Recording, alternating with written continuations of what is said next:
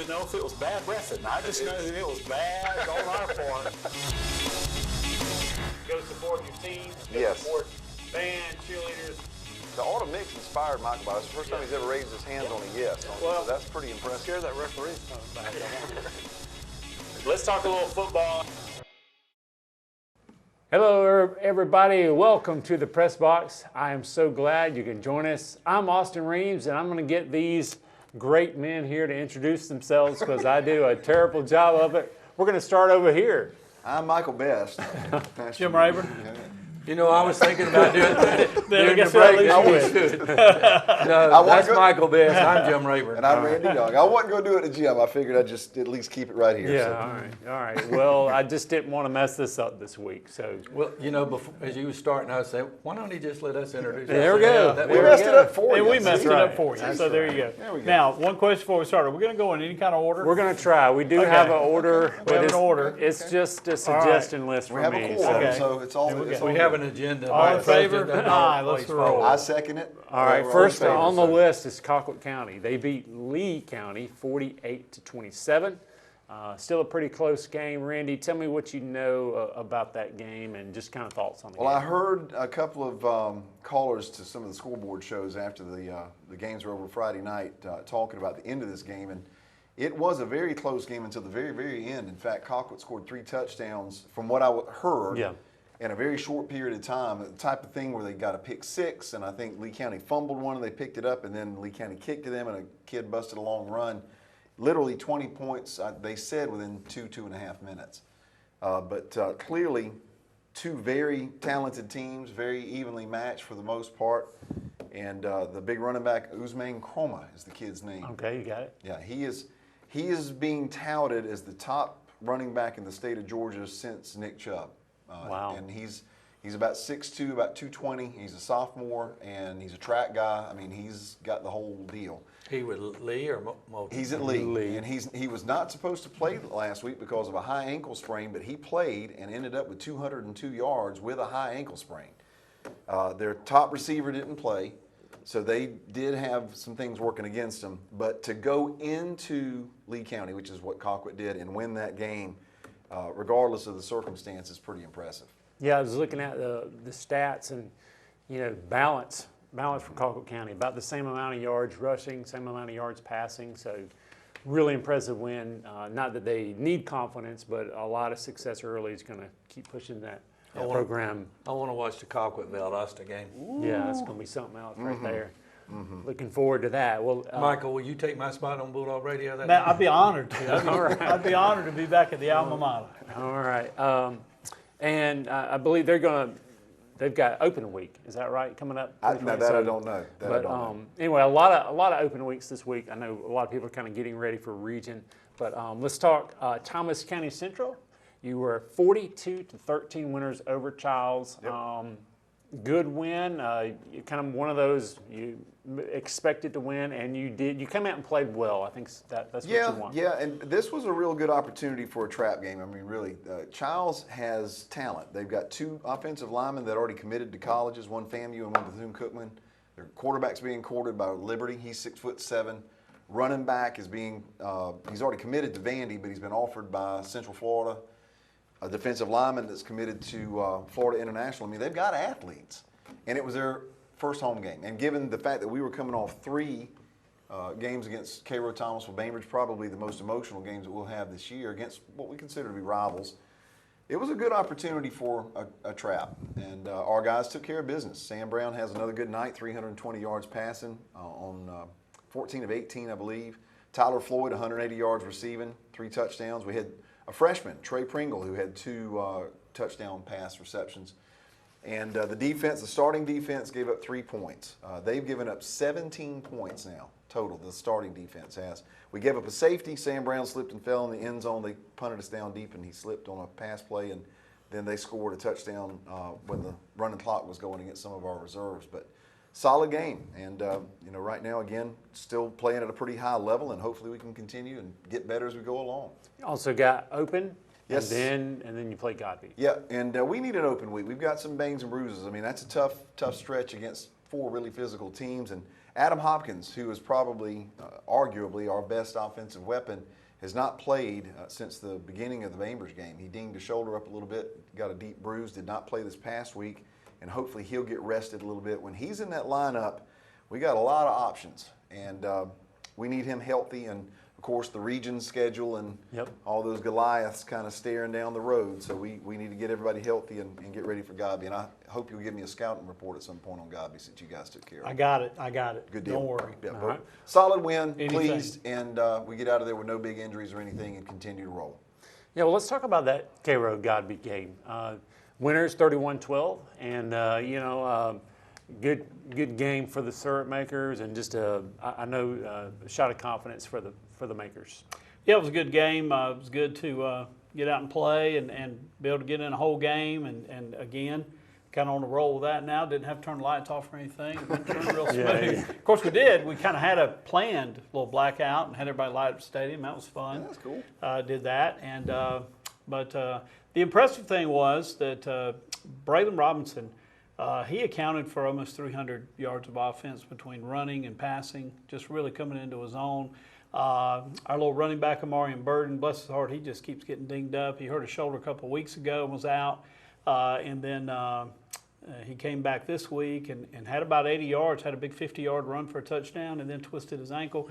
But I think he'll be back. He'll be okay. But and then we Tyree Kelly, who is our probably number one receiver, he lost his father, and so he was out with being with his family. So it had all that going on. But our field goal kicker, Landon Vickers, kicked 4 field goals, one from 43 yards and the other 3 for like 33, 34 yards. So that was a big confidence booster for him. He really had a big night, and defense played well. Now, Godby's got a good little quarterback. He's hard to hem up. They threw for probably 300 yards. They got 12 points, but he's a good little quarterback, and they've got a receiver if they can get him open. But it was a good night, got a win, and now we go up the road to Pelham. It's about 8 miles from my backyard, so Heading to play the there. Hornets. Yeah, and we haven't played them since. It's real weird. It's a series that started back in 1922, but we haven't played them since 1954. Oh, So, wow. That's 68 years. You know that? Yeah. I can tell you, I know that Quick because I was math born right in there. 54. That was quick. So it's been a Golly. while, and they won the first 2 or 3 games, and we've won every one since then. And then we were supposed to play them the last 2 years, and COVID messed it up. And then last year I think last year was the year that you could decide if you didn't play the team the year before, you didn't have to play them. Okay. So they took that option to not play us again. So we didn't get to play them last 2 years, but Leonard Guyton is the new coach up there. He scheduled Cairo. Him and Coach Devo worked it out and scheduled Cairo. So we're heading up there to play the Hornets, kind of renew that little rivalry that's hadn't been in quite a while. Take some pictures of the visiting press box so you'll know how to fix the one in Cairo. Yeah, And Send them to Randy too. A+ rating from Jim on the press box. So, I mean, the show is the press box. That's so we right. talk so about we it. talk It's about like- press boxes. That's appropriate. Yeah, So- yeah. And Pelham beat Wilcox County 14-9. So Pelham's doing well, and Doing probably going to make some noise in their region. So looked to be a good game there. Any final thoughts on the Cairo Pelham game? No, we just got to figure out how to stop that split veer again, I'm sure. So All right. refresh our memories. Well, Pelham's off to a good start. Thomas County Central, also Colquitt County's off to a good start. Just dealing with success. What do you think is it's a lot different with social media, with newspaper clippings and rankings and all this kind of things. Newspaper clippings. Kids don't even know what newspaper clippings are anymore. But you know what I'm saying. The sports pages are not like they were. That's right. That's right. Even 10 Sorry years to ago. even say newspaper clippings. Go Google that, kids, if you don't know what it is. But Facebook. That's right. Just a lot more abilities for distraction and ways to distract a team, especially when you have success early. Randy, what are your thoughts on how do you deal with that as a program? And these coaches have a tough job, obviously. How do you think they deal with that? The 2 words that come to mind are rat poison. to quote. Nick Saban, all right? And that's an accurate term because there's so much junk that flies around, and you guys know that anybody that's got a voice on social media is an expert, especially folks who run these web pages that are dedicated to high school sports or college sports or whatever. I mean, you give somebody a voice and they're an automatic expert and a lot of people are going to respect it. You just got to tune all that out. And whenever your guys are having success, whatever has got you there, that's what you've got to continue to do. And don't change it up. I mean, once you get a groove, don't change it. But there's just so, as you mentioned, just so many forces now through these doggone phones and the internet and everything is just. I didn't quite get that. I didn't speak it well, up. Siri needs help. Yeah. There's that that's Siri right, all of a sudden that's decided right. to jump in Golly. there. Didn't quite get that. She's mad at me now, and I'm sorry about that. That's right. But you just got to tune all that out somehow, some way. Yeah.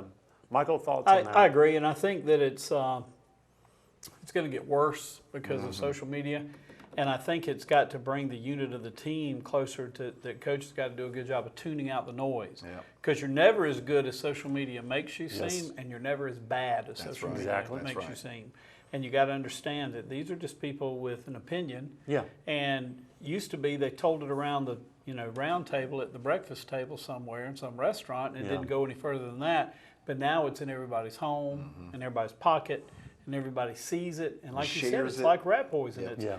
you know, those kids hear that noise, and it can be reading, "Hey, I'm great.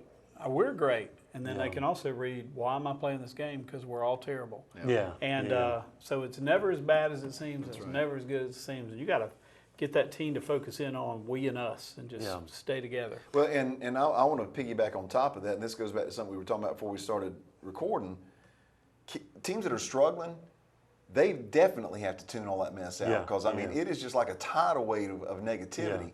And just like Michael said, it's never as bad as it's painted Yeah. by all those pundits out there. And you don't, the fans, we've had this discussion, it's a fascinating discussion of, I mean, you fans always want you to schedule difficult games, and then when you lose them, they get mad at you. It doesn't work that way. So, yeah, I mean, but coaches have a whole other different deal of dealing with either the success or just dealing with the difficulties of social media, that people take these opinions seriously. Your thoughts on it, Jim? Well, at Thomasville, since Coach Grage came and he's gone now, the thing was kind of like Alabama, it's the next play, and you turn the page. It's the next game. You turn the page, that game's history.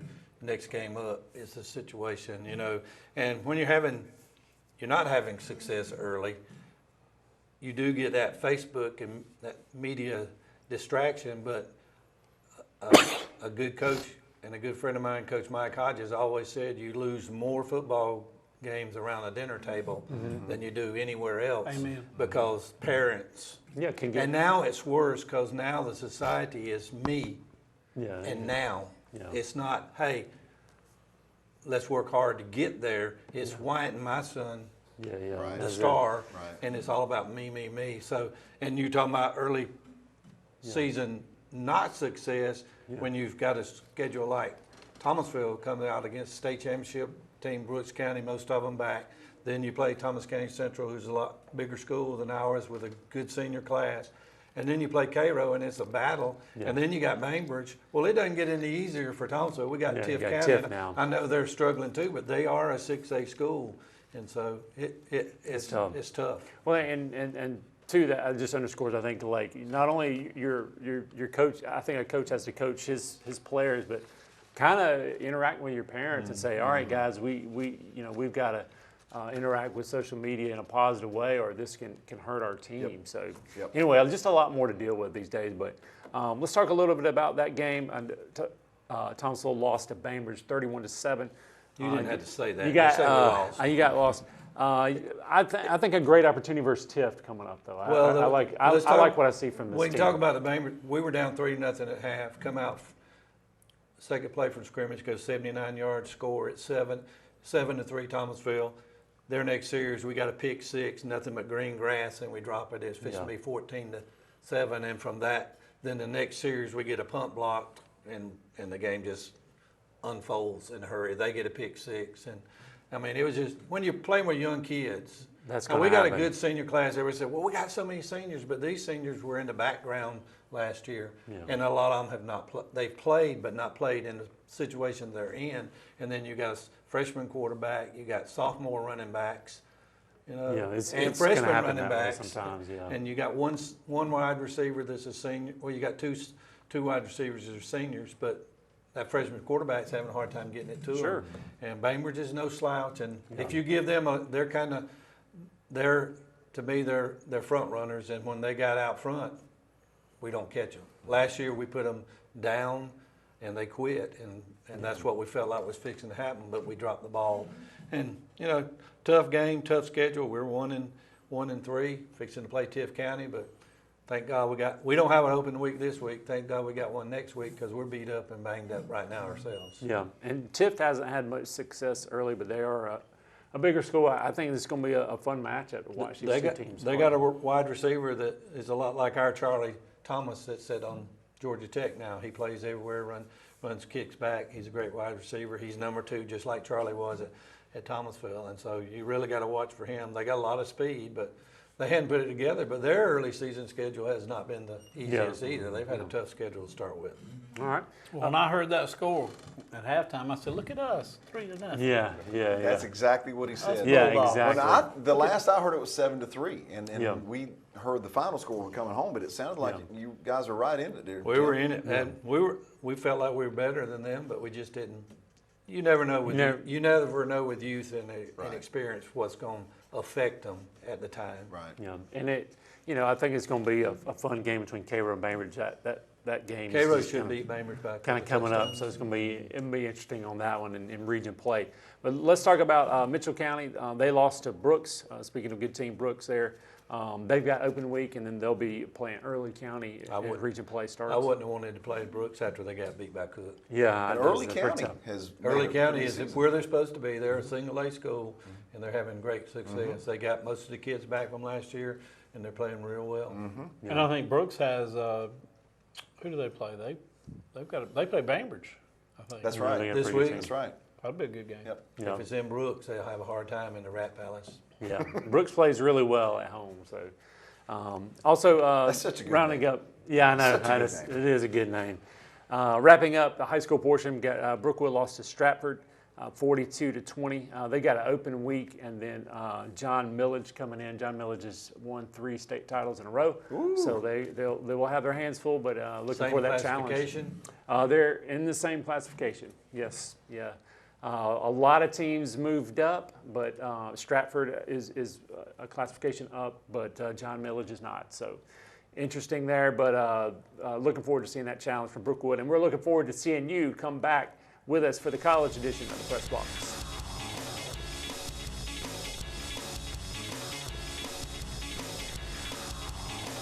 Hey, welcome back to the Press Box, this orderly edition of the Press Box. Let's talk about Disorderly? college. We ought to Not put- disorderly, We but ought to orderly. put our break on. Yeah, You don't want that. Folks wouldn't believe it. That's right. I don't think we need to do that. Yeah, we do. Bloopers. That's right, bloopers. I provide enough. Let's talk about Georgia. Number 1, Georgia played real well against Samford. Really, this team is so dominant, it's kind of hard to find stuff to talk about. I'm sure there will be as college football goes, but you're going to South Carolina, traditionally haven't played particularly well there, but you just got a lot more talent. They're rebuilding. But if you're the Gamecocks, they haven't stopped the run that well. Do you, if you're the Gamecocks, if you're planning, if you're Beamer, do you just really commit a bunch of guys to stop the run? Or what do you do, Michael? I mean, what's the strategy for Coach Beamer? I don't know against this Georgia team. Of course, I didn't think we ran the ball as good as I was hoping we'd run it against Samford this past week. So Yeah. maybe that's the area you go to. Yeah, I mean, I would imagine that, under Kirby Smart, they're going to try to run the ball a lot this game, just to control and just let that line of scrimmage dominate. So if I'm South Carolina, I'm going to really put a bunch of guys in the box, and then if they beat you deep, they beat you deep. But, I mean, certainly Georgia has proven they can do that. So But choose your poison. yeah, I know it's poison, but what poison did you choose, Randy? Honestly, I'm like Michael. I mean, I'm not sure what you do. Stetson has shown that he's I think he's a vastly improved quarterback over what we've seen. Like in the Michael was past. saying, Like as I've Michael been- predicted. If I've been predicted it. saying He since predicted day it one, last year. Michael he's the guy. predicted it. He predicted I've it. been saying. Yes, Stetson he is the was guy. misinformed, This guy. is what it was. He It got- was described to me incorrectly. Yes, But- and but I think you're right. I mean, I think if you're going to choose what you're going to do, if you can slow down the Georgia run attack and force them into somehow or another. But again, there's so many weapons there. Yeah. I mean, just tight ends alone. I mean, they ran a 3 tight end set last week, and you'll see a 4 tight end set before it's over with. And I don't know what you do there, because all of them can run, and they've got great. I don't know, but I'm hoping to see consistency from Georgia's running game this week, and I think again, Kirby may have been sandbagging a little bit. Sure, against I Sanford. mean- Chris Hatcher gave him his first job at Valdosta State. They had agreed before the game there'd be a 12-minute fourth quarter, which kind of told you, okay, I think they saw this probably coming. And Kirby wasn't going to just rub it in. Yeah. And may have been holding some stuff back too. I'm sure they were doing that, and you don't want to get anybody hurt either No. if you're Georgia. No. I Like think that's- most teams will want a 12-minute quarter this year against Georgia. Yes, Well, that's that's true fourth too. Quarter, because I understand they're thinking about calling off the playoffs.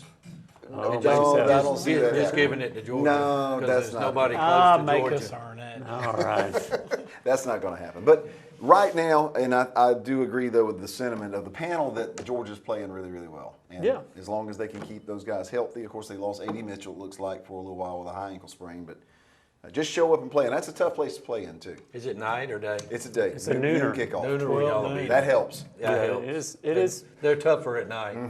Although sometimes your visiting team maybe can start the game a little bit sleepy, but Georgia really has focused really well. You got to give Kirby Smart and that staff some credit. So let's go to the Florida State. They'll be at Louisville on Friday. I'm still not a Friday game guy, but big ACC game for the Seminoles. And traditionally, really the past couple of years, Florida State defense has not looked good against Louisville. So will they be able to slow Louisville down? I think FSU will score points, but will they slow Louisville down? What I do you say, think Jim? FSU's defense is a little bit better this year than they've been in the past few years. I just got one problem with this game: white helmets. I don't agree with that. Yeah, I don't like the white uniforms. I don't like all yeah. white. I like the gold helmet. Yeah, That's yeah, like yeah. Tom said, you better not change that red helmet. Yeah. To me, FSU's the gold helmet with the arrow on the side. But aside from that, I think FSU's defense will do well. I don't know that Louisville's quite as good as they've been in the past. I know they've always given FSU trouble, but Yeah. should be a heck of a ball game. Yeah, I But we think- won't get to listen to it or see it because we'll be playing on Friday night. Yeah, we'll have to record it, but Louisville, Malik Cunningham, a great running quarterback, and I'm sure he's going to get a lot of opportunities. So we'll see. To me, again, it's one of those I talked about last week where I want to see that FSU is listening to their coaches. Are they going to come out, play well, play hard? I still think it's going to be a close game. Vegas says it's going to be a close game, and I agree with them. Well, if FSU wins it now, the chop will be on, Michael. They'll be back. Ooh, They're back Just on saying. Yeah. Everybody will be talking about it. I'm excited to see what they do. It's an opportunity for you, as you said, for them to prove that what happened in Louisiana wasn't a fluke. Yeah, it'll be interesting to kind of track and see how LSU does throughout the year. But you really want to see them.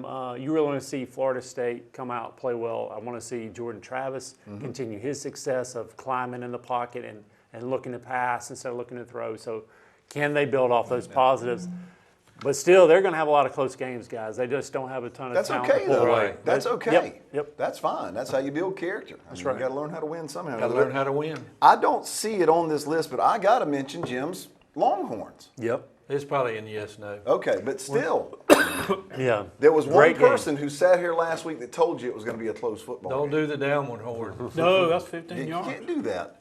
And prove me right. I mean, Yeah. Alabama this year has some noticeable issues at certain positions, and they just have not played well on the road in the last 2 years. They Really. don't have. They didn't get an Ohio State receiver this time. They did not. They got a Georgia one, but he's evidently not the. He's He not a wasn't the Ohio best State receiver. receiver Georgia had either. Yeah. Right. Yeah. Their biggest issues on that offensive line. Bryce Young, now don't get me wrong, for all the magic he made happen the other day, he's going to get decapitated before too long. And that last play that the guy ran right over the top of him where they blitzed, that corner blitz, it could have been on that play. Yeah. He just whiffed on it. But they've got some big issues at Alabama. Yeah, it's going to be interesting to see. Maybe the SEC West is not as strong, although pretty good. But You know, some of those games, maybe There'll Ole be Miss some games. Dog fights down the road in the West. Yeah. And I did learn from that game. All right. Watching those referees, it's something I've been getting wrong for years, and I've been kind of criticizing high school referees and realizing they're not getting them wrong. Sometimes things are just described to them That's incorrectly. it. They're Yes. misinformed. Yes. They're misinformed. So, hats off to those guys. Sometimes it gets described incorrectly. All And right. You'll be using that, won't you?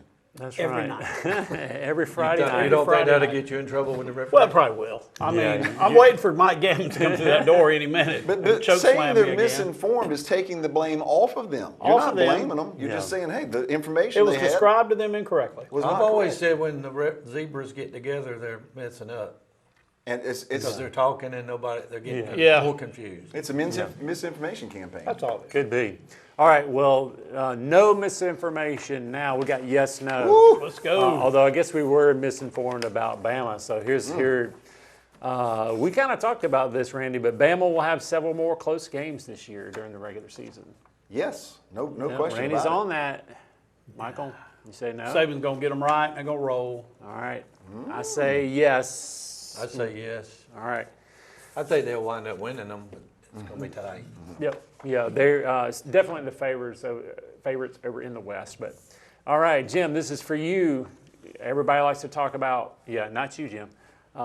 This Jim.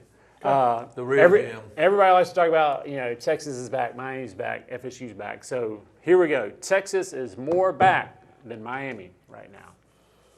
Texas is more back than Miami right now. No, Texas is still a couple of years away. You think so? Miami's closer to being back.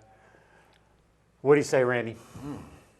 I say Texas is more back than Miami. We'll find that out this I week. think Texas is more back. I mean, Miami to me hasn't. Yeah. Yeah. They, Yes, I say they've yes. got Texas A&M this week. Yep, That's going that's to be right. interesting. What do you say, Michael? Texas got back. All right, Texas is more back. Michael, back at you here. Nebraska will never be a top 15 program again. Again, like forever? Yeah, just forever. Like one of those consistent That's top a long- 15, top 10. Forever's a long time. Yeah, I'm forever's saying not. that. You say Forever's no? a long time. Randy? No, I don't think not forever.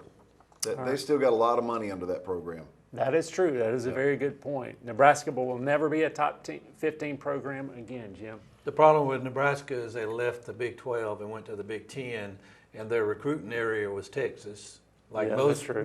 most programs, well, they lost that because Good Ohio point. State is very good in Texas also. So Nebraska has, They've lost that. they've lost footprint. that edge of the Texas. Like Texas's team is almost 85% Texas ball players. They don't have to go anywhere to recruit, and Nebraska lost that edge. And unless they get that back, I don't think they'll be a top 15 Okay. team. All right. Michael, the playoff committee will give serious consideration to Notre Dame this year. No. Okay. All right. The playoff committee scares me sometimes. It's over. All right. I'm totally kidding, by the way. I'm making fun of the playoff committee. But anyway, are they going to give serious consideration to Notre Dame? They shouldn't. All right. What do you say? Sometimes, I say they won't, but Okay. they love them some Notre Dame, so They do. That's true. that's part of it. So last question: the SEC on CBS is a 3:30 time slot. That's actually going away. I hate to see that going away, but Randy, is it going to go to the SUNBELT next year? Wow. That's pretty good. That's pretty good. That would be no, but based on what we've seen the last week, if they continue that, then maybe. App State's in the SunBelt, by the way. Georgia So Southern's in the Sun Georgia, Belt. Georgia Southern's in the SunBelt. Leave their options open. Never All right. know. You never know. You never know. Jim, your thoughts real quick on the Texas A&M loss. The Texas A&M loss. I was happy. I know you're happy about it. Anytime so- Jimbo loses, Yeah. that's kind of like anytime K-Row loses. No, Oh. not anytime. See what I put up with? That was good too. Telling you.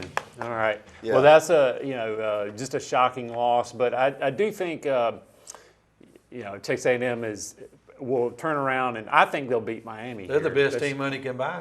Yeah. Yeah. Ooh. Yeah. And it's interesting times there in College Station. So I'll we'll see tell you how what that goes. though, if they don't beat Miami, the heat is going to start getting turned up. In fact, I don't know if you saw the story or not, but somebody asked Jimbo Fisher about the West Virginia job, and he said, "In college football, you never say never."